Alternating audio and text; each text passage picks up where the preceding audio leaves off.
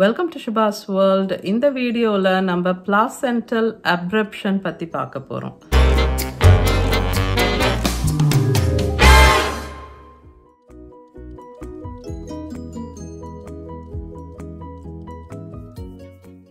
முக்கியமான டிஸ்க்ளைமர், நான் டாக்டர் இல்லை ஹெல்த் கேர் ப்ரொஃபஷனல் கிடையாது.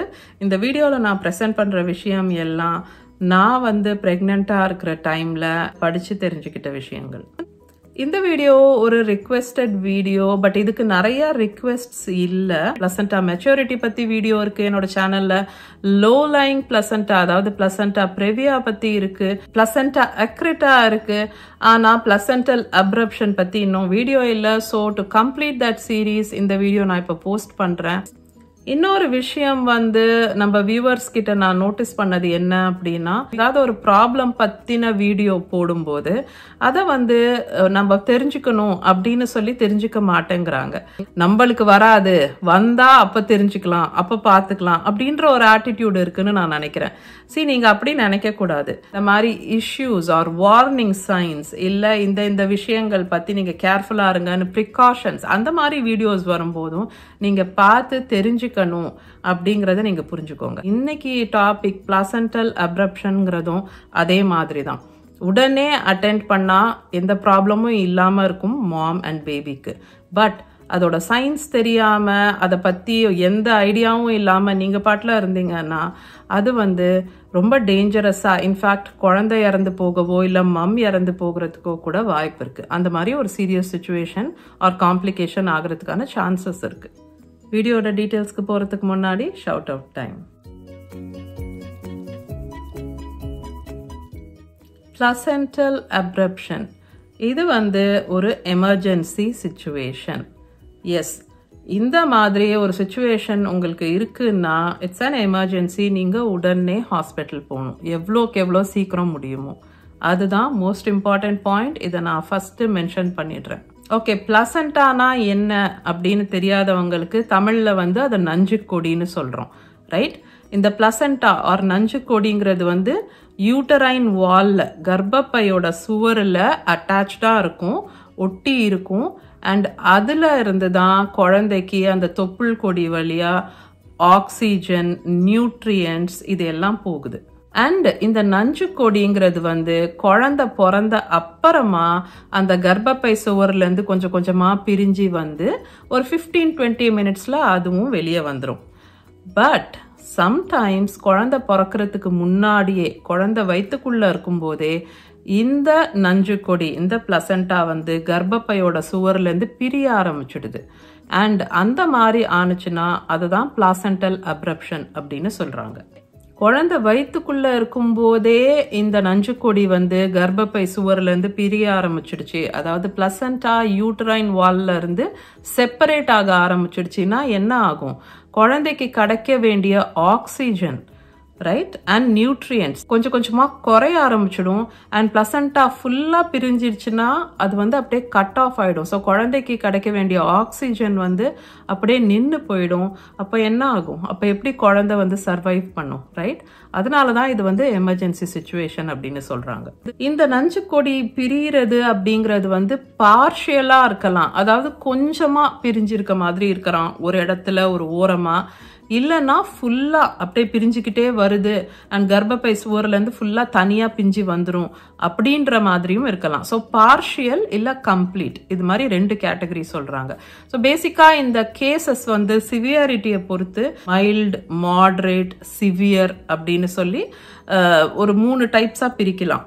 ஓகே, இதுக்கு என்னென்ன சிம்டம்ஸ், எப்படி உங்களுக்கு தெரியும் இந்த மாதிரி பிளாசென்டல் அப்ரப்ஷன் நடக்குதுன்னா அப்படின்னா, ஃபர்ஸ்ட் சிம்டம் வயிறு வலி, பயங்கரமான வயிறு வலி இருக்கும். பிகாஸ் நஞ்சு கொடி அந்த கர்ப்பப்பையிலேருந்து பிரிய ஆரம்பிச்சிடுச்சு, அங்கே ப்ளீடிங் ஆக ஆரம்பிக்குது. ஸோ உங்களுக்கு பயங்கரமா வயிறு வலிக்க ஆரம்பிச்சிடும். சில பேருக்கு முதுகு வலி, வயிறு வலி ரெண்டும் இருக்க மாதிரி இருக்கும்.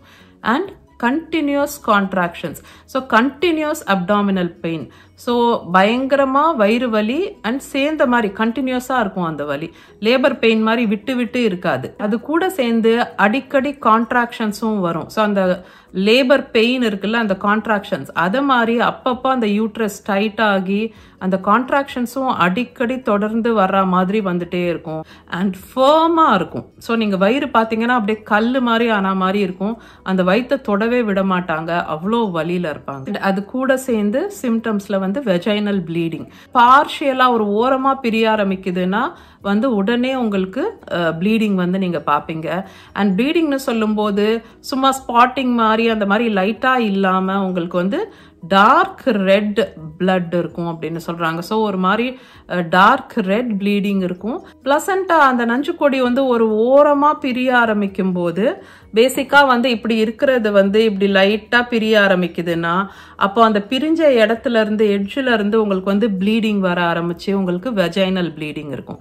பட் சம்டைம்ஸ் அந்த நஞ்சுக்கொடி வந்து இப்படி இருக்கிறது வந்து நடுவில் இப்படி வந்து பிரிய ஆரம்பிச்சுதுன்னு வச்சுக்கோங்களேன். அப்போ வந்து உள்ளுக்குள்ளார அந்த பிளட் வந்து கலெக்ட் ஆகி இருக்கும். அப்போ உடனே வந்து அந்த வெஜைனல் ப்ளீடிங் இருக்காது. ஸோ சில சமயம் வந்து ரொம்ப கம்மி ப்ளீடிங் இல்லை, உடனே அந்த யூஷுவலாக இருக்கிற மாதிரி ப்ளீடிங் இல்லாமல் கூட இருக்கலாம் இந்த மாதிரி பிளாசென்டல் அப்ரப்ஷன் ஆகும்போது. பட் இந்த வயிறு வலி தான் வந்து உங்களுக்கு ஆப்வியஸ் சைன் பிளாசென்டல் அப்ரப்ஷன் இருக்கலாம் அப்படிங்கிறதுக்கு.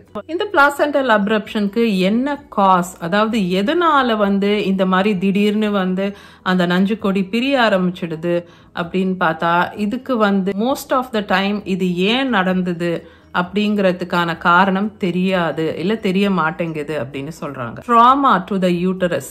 ஸோ கர்ப்பப்பைக்கு ட்ராமானா என்ன, அடிபடும் போது அப்படின்னு சொல்லலாம். இது எந்த மாதிரி சுச்சுவேஷன்ல நடக்குதுன்னு பார்த்தீங்கன்னா கார் ஆக்சிடென்ட் இல்லை பைக் ஆக்சிடென்ட்ஸ். ஸோ இந்த மாதிரி ஆக்சிடென்ட்ஸ் நடக்கும்போது நீங்கள் கீழே விழுந்துடுறீங்க, குப்பரை விழுந்துடுறீங்க, இல்லை படி இறங்கும் போது விழுந்துடுறீங்க. ஸோ அந்த வயிறு மேலே டேமேஜ் ஆகும்போது இல்லை ட்ராமா நடக்கும்போது அடிபடும் போது வந்து இதுக்கான வாய்ப்பு அதிகமாயிடுது. யாராவது வந்து இடிச்சிட்டாங்க, இல்லை முட்டிட்டாங்க, இல்லை உங்களை வந்து அடிச்சிட்டாங்க, தள்ளி விட்டுட்டாங்க. ஸோ அந்த மாதிரியும் வந்து அந்த கர்ப்பப்பைக்கு அடிபடும் போது இந்த மாதிரி ஆகிறதுக்கு வாய்ப்பு ஜாஸ்தி. சில ரிஸ்க் ஃபேக்டர்ஸ் இருக்கு. அந்த ரிஸ்க் ஃபேக்டர்ஸ் என்ன பண்ணுது, உங்களுக்கு இந்த பிளசென்டல் அப்ரப்ஷன் நடக்கிறதுக்கான சான்சஸை இன்க்ரீஸ் பண்ணிடுது. இந்த ரிஸ்க் ஃபேக்டர்ஸ் எல்லாம் அவாய்ட் பண்ணும்போது நீங்க உங்களுக்கு இந்த மாதிரி ஆகிறதுக்கான சான்சஸை கம்மி பண்றீங்க. ஸோ இந்த ரிஸ்க் ஃபேக்டர்ஸ் என்ன அப்படின்னு பார்க்கலாம். High blood pressure in mom. So நீங்கள் ப்ரெக்னெண்ட்டாக இருக்கும்போது உங்கள் பிளட் ப்ரெஷர் வந்து ஹையாக இருக்குது, அது கொஞ்சம் கூட மேனேஜே பண்ண முடியல, மருந்து எடுத்து ட்ரீட்மெண்ட் எடுத்தும் கூட ரொம்ப ஹை பிளட் ப்ரெஷர் இருக்குது அப்படின்னா உங்களுக்கு இதுக்கான ரிஸ்க் வந்து அதிகமாகிடுது. Pregnancy induced hypertension. So high BP, smoking, நீங்கள் ஸ்மோக் பண்ணுற பர்சனாக இருக்கீங்க, இல்லைனா செகண்ட் ஹேண்ட் ஸ்மோக். ஸோ உங்கள் வீட்டில் உங்கள் ஹஸ்பண்டோ இல்லை வேற யாராவதோ ஸ்மோக் பண்ணுறவங்களா இருக்காங்கன்னா அந்த செகண்ட் ஹேண்ட் ஸ்மோக்கும் உங்களை ஹர்ட் பண்ணுது. அதே மாதிரி சப்ஸ்டன்ஸ் அபியூஸ், ட்ரக்ஸு, ஆல்கஹால், இது எல்லாமே வந்து இதுக்கான சான்சஸை வந்து அதிகமாக்கிடுது. Previous history of placental abruption. So இந்த பிளசென்டல் அப்ரப்ஷன் இதுக்கு முன்னாடி உங்களுக்கு நடந்திருக்கு அப்படின்னா அப்பவும் உங்களுக்கு இது திரும்ப நடக்கிறதுக்கான சான்சஸ் அதிகமாக இருக்கு. அண்ட் இந்த ரிஸ்க் வந்து with age and with pregnancy increase ஆகுது. ஸோ நீங்கள் எவ்வளோக்கு எவ்வளோ வயசு உங்களோடது அதிகமோ அண்ட் இதுக்கு முன்னாடி எத்தனை ப்ரெக்னன்சிஸ் வந்து இதுக்கு முன்னாடி நிறையா உங்களுக்கு நடந்திருக்கு அப்பவும் உங்களுக்கு இதுக்கான சான்சஸ், இதுக்கான ரிஸ்க் வந்து ஹையர் ஆயிடுது.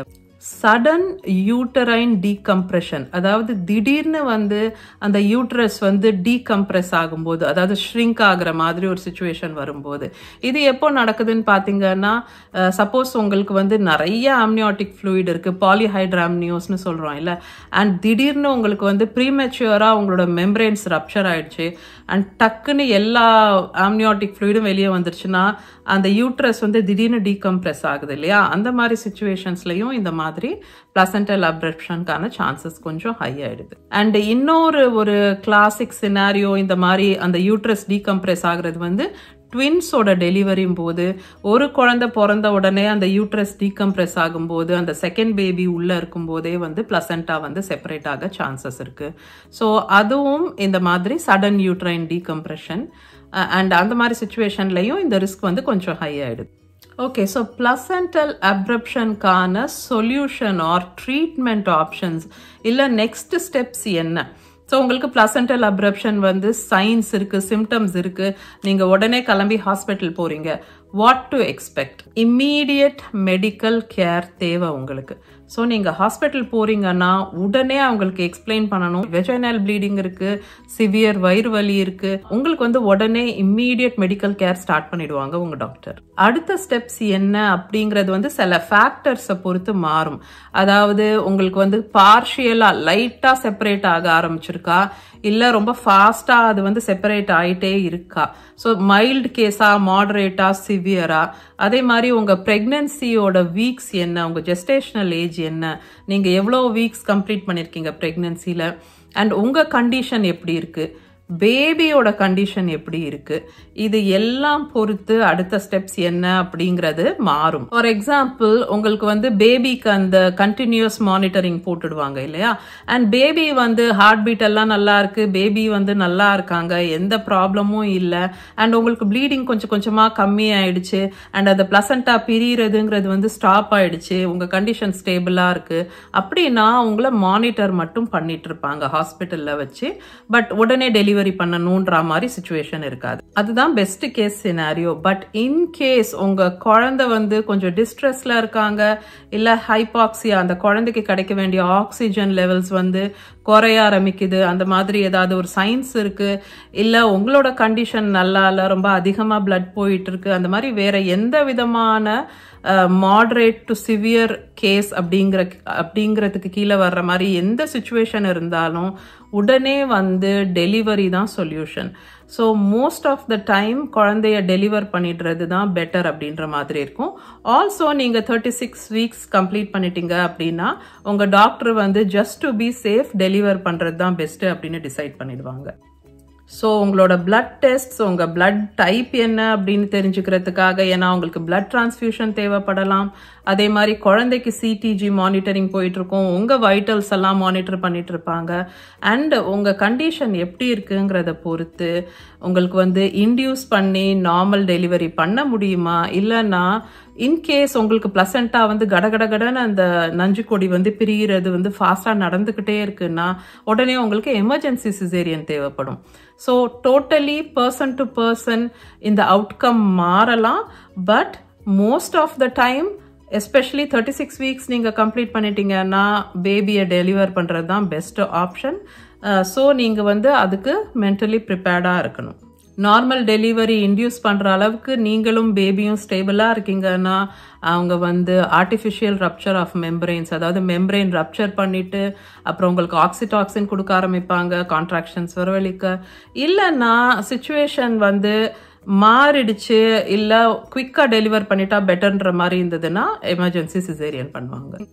காம்ப்ளிகேஷன்ஸ்னு பார்த்தீங்கன்னா ஒருவேளை உங்களுக்கு பிளட் டிரான்ஸ்ஃபியூஷன்ஸ் தேவைப்படலாம், குழந்தை ரொம்ப ப்ரீமேச்சுவராக டெலிவர் பண்ண வேண்டியிருந்தா குழந்தைக்கு NICU கேர் தேவைப்படலாம். அது தாண்டி காம்ப்ளிகேஷன்ஸ்னு பார்த்தீங்கன்னா ஹிஸ்டரெக்டமி, அதாவது யூட்ரஸ் ரிமூவல் சில சமயம் நடக்க வேண்டி இருக்கும். பிகாஸ் அந்த ப்ளீடிங் கண்ட்ரோலே ஆகலை, ரொம்ப எக்ஸஸ் ப்ளீடிங் ஆகிட்டு இருக்கு அப்படின்னா யூட்டரஸை ரிமூவ் பண்ண வேண்டிய சுச்சுவேஷன் வரலாம். அண்ட் இந்த வேர்ஸ்ட் கேஸ் சினாரியோ குழந்தையோ இல்லை அந்த ப்ரெக்னென்ட் லேடியோ வந்து இறந்து போகிற அளவுக்கு கூட காம்ப்ளிகேஷன்ஸ் ஆகிறதுக்கு சான்ஸ் இருக்கு. ஸோ அதனால தான் இதை பற்றின அவேர்னஸ் வந்து எல்லாருக்கும் இருக்கணும். அண்ட் அந்த காரணத்தினால தான் இந்த பிளாசென்டல் அப்ரப்ஷன் அண்ட் அதோட சிம்டம்ஸ் பற்றி எல்லாரும் தெரிஞ்சுக்கணும். ஓகே, ஸோ இந்த வீடியோக்கு அவ்வளோதான். எதுவும் உங்களுக்கு டவுட்ஸ் ஆர் குவெஷன்ஸ் இருக்கு அப்படின்னா நீங்க வீடியோ கீழே கமெண்ட் பண்ணுங்க, நான் எல்லா கமெண்ட்ஸுக்கும் ரெஸ்பாண்ட் பண்ணுவேன். ஓகே, ஸோ உங்க எல்லாரும் நான் நெக்ஸ்ட் வீடியோவில் பார்க்குறேன். Until then, take care.